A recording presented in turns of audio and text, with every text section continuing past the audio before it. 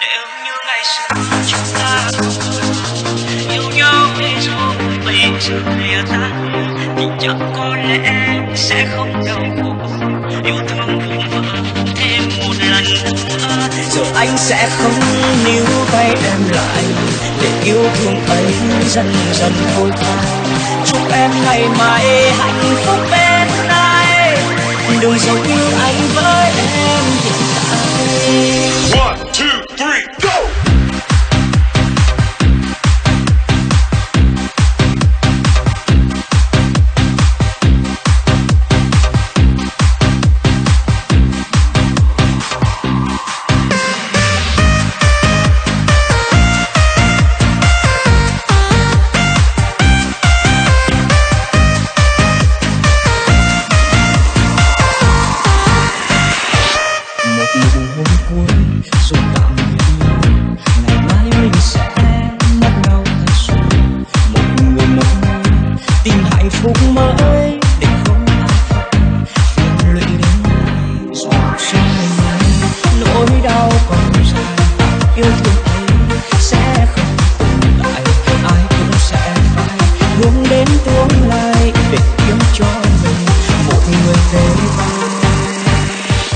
Nếu như ngày xưa chúng ta không yêu nhau để rồi bây giờ lìa tan, thì chắc có lẽ sẽ không đau khổ.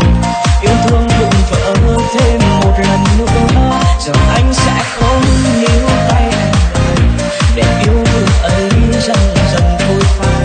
Chúc em ngày mai hạnh phúc bên ai, đừng giống như anh với em hiện tại.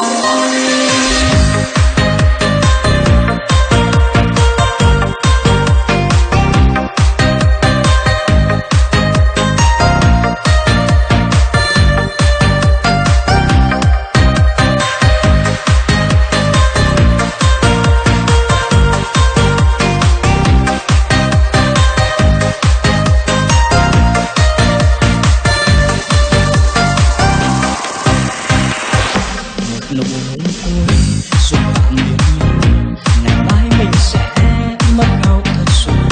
Mỗi người một nơi tìm hạnh phúc mới, để không ai phải phiền lời đến ai. Dù cho ngày mai nỗi đau còn dài, và yêu thương ấy sẽ không tồn tại. Ai cũng sẽ phải hướng đến tương lai, để yêu cho mình một người thế.